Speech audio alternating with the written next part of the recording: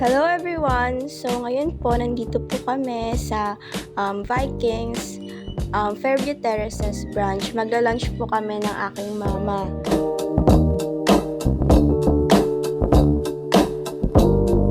Ito po ay located po sa upper ground po ng Fairview Terraces.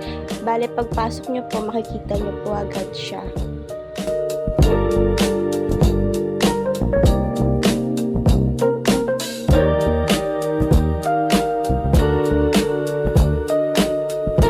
Ito po yung mga presyo po nila at saka po may big group promo po at may birthday promo rin po. Available na lang po ito sa December 31, 2025. Ang Vikings po ay tumatanggap din po ng walk-in pero mas priority po nila yung mga nagpa-reserve po talaga through online.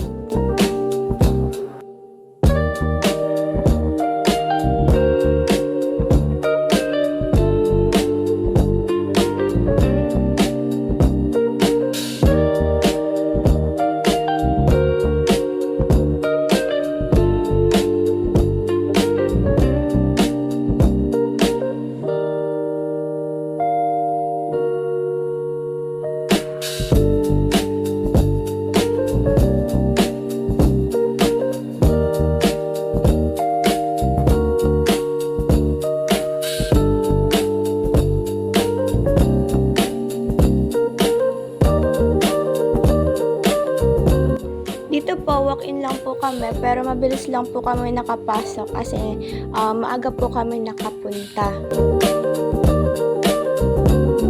Dito po, nakapasok na po kami. Ang ganda po nung ambience po dito sa Fairview Terraces branch po ng Vikings.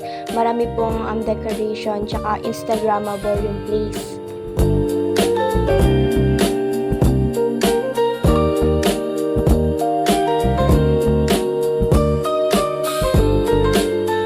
Dito po yung branch po nila, super linis po at saka organized din po ng mga table.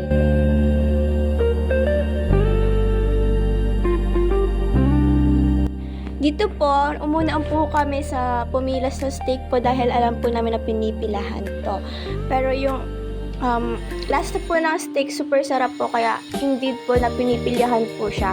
Malambot po siya, tsaka medium rare. Kung i-compare po siya sa ibang branch, mas masarap po yung sa Fairview Terraces kasi super lambot po at lasang-lasa mo po yung pagka-steak na po. Dito po, ina-enjoy po ni Mama yung pagkain niya ng mixed vegetables kasi kahit anong branch po ng Vikings, kinakain niya po yan tsaka sinasabi niya na favorite niya.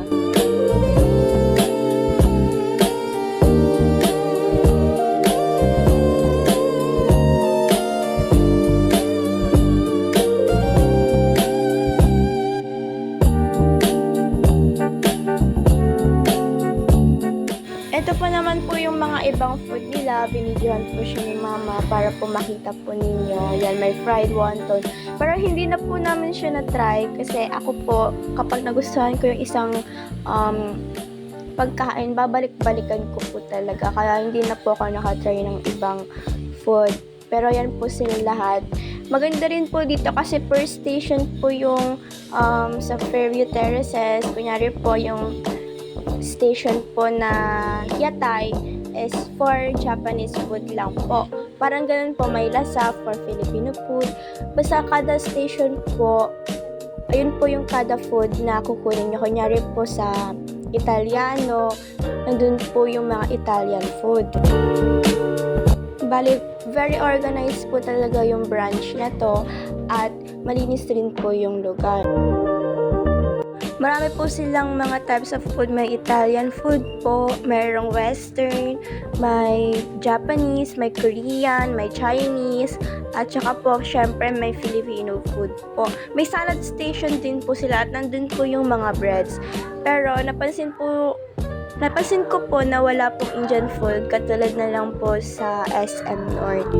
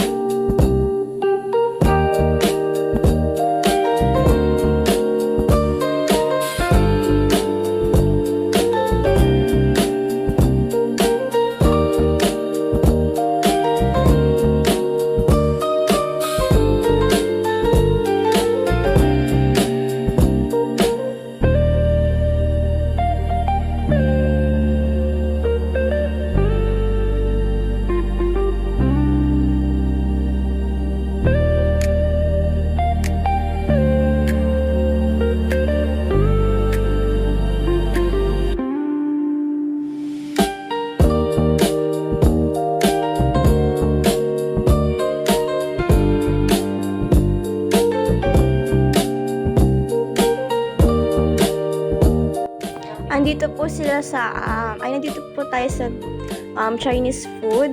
Yan, marami pong food dyan. May chicken feet. Yan, ayan Bao po yung pangalan ng station sa Chinese food. Ay, Bao pala. Sa Yatay naman po, nagustuhan ko po dyan, syempre, yung tempura. Napakasarap po ng tempura. Compare po natin siya sa ibang branch na natikman na po namin is mas maganda po yung tempura dito sa Fairview Terraces kasi super bilis po nila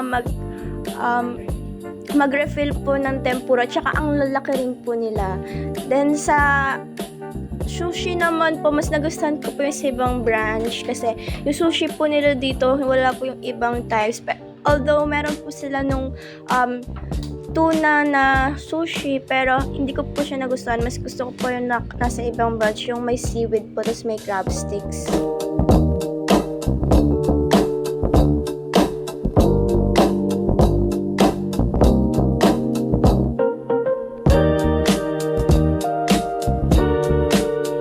Kagandahan lang po rito sa Fairview Terraces branch ay pinapakita po talaga harap-harapan sa atin kung paano po nila niluluto at ginagawa po yung mga pagkain.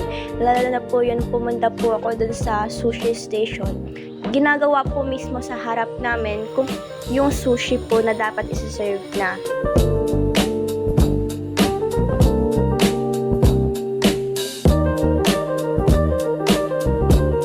Andito naman po tayo sa Filipino food, sa Lasap ata to. May palabok station po. Pwede po kayo mag-DIY ng palabok nyo kung crispy pa yung noodles or malambot na po siya.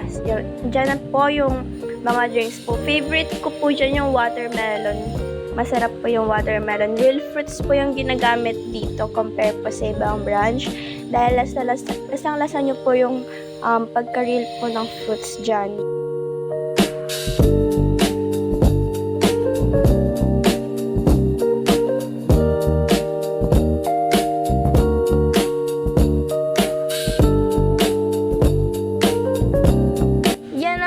Blockbuster na coffee. Dito po sa video, isa lang po siya. Pero, nung tumagal po, ang dami na po nilang nag-aano ng coffee. Super dami po nilang nakapila. Gusto po nila yung coffee dito. Kasi po, dun po sa SM North, wala po kami masyado nakitang ganyan na coffee machine. Parang DIY coffee talaga, yung mano-mano talaga. Dito po may mga soda rin, at saka may Milo po dyan. Pero mas prefer ata po ng mga tao yung fresh juice kasi mas marami po yung pila doon. Tsaka puro refill po talaga yung doon yung tao doon ng mga juice. Lalo na po sa watermelon, super sarap talaga.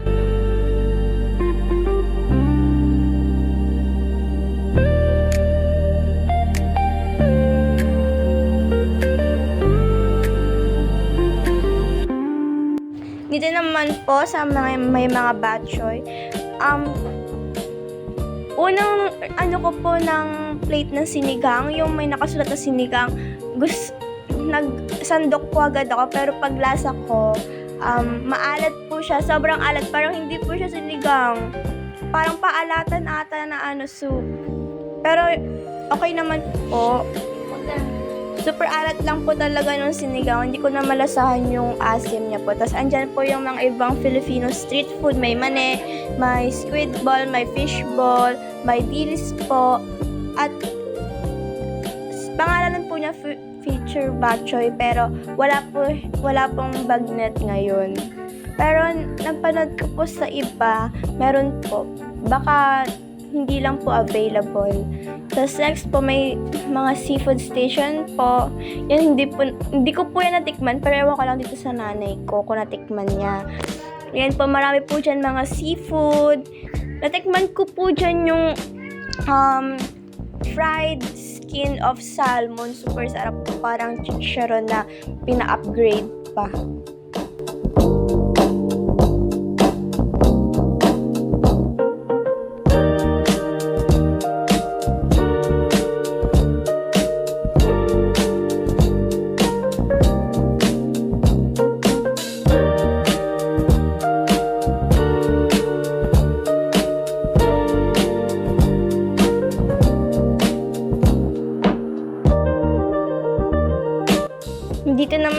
tayo sa Lost and Found. May shawarma po dyan.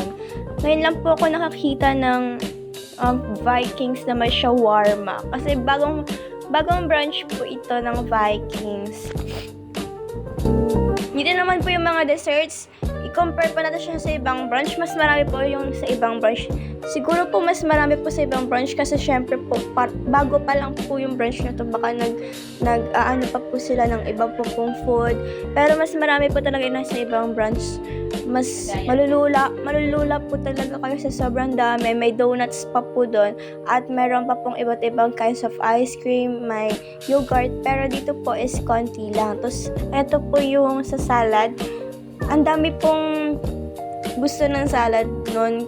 Pero dyan po nakapag-refill na po yung tao po dyan. Ang dami pong types of cheese. Tsaka nandyan po yung mga bread sa gilid. Ayan, may croissant. Hindi ko po alam pangalan. May pink. Tapos meron din po dyan ube pandesal. May pandan. Tapos meron din pong mga spread.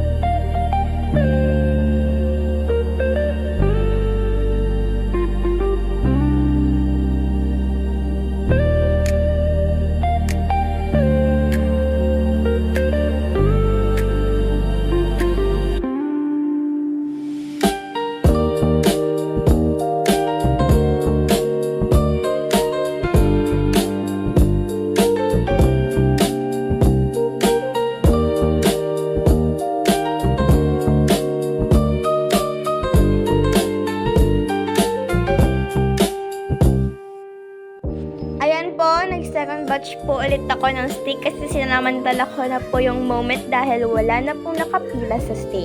Kaya sinamantala ko na po at pumila po ako.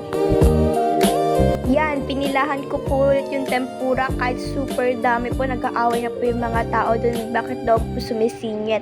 Pinilahan ko pa rin po siya kasi super sarap niya. Pero last ko na po yan nakain dahil hindi ko na po kaya nun. Ayan pong kape, dapat po iinumin yan. Kaso lang, nakalimutan po ni mama na bawal po siya nun dahil nagtatai po siya. Pero espresso po yung type po ng kape. Ayan, masarap po siya i-partner sa puto bongbong. May puto bongbong po sa Vikings. Masarap po siya. Pero hindi ko lang po type yung lasa. Pero feel ko masarap naman para sa inyo kasi ang dami pong pumipila.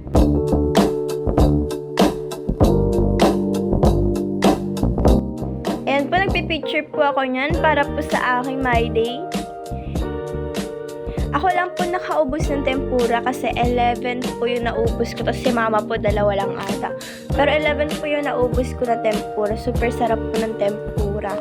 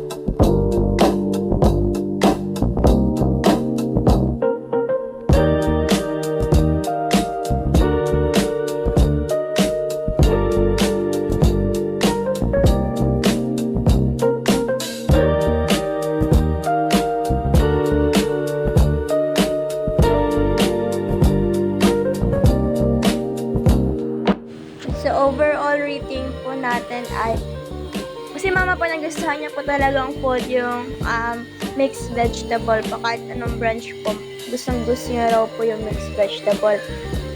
Ako po, gustuhan ko po sa Vikings na brunch na to is yung tempura po dahil this time po ang laki po ng tempura tsaka ang taba po kaya super sulit po ng tempura.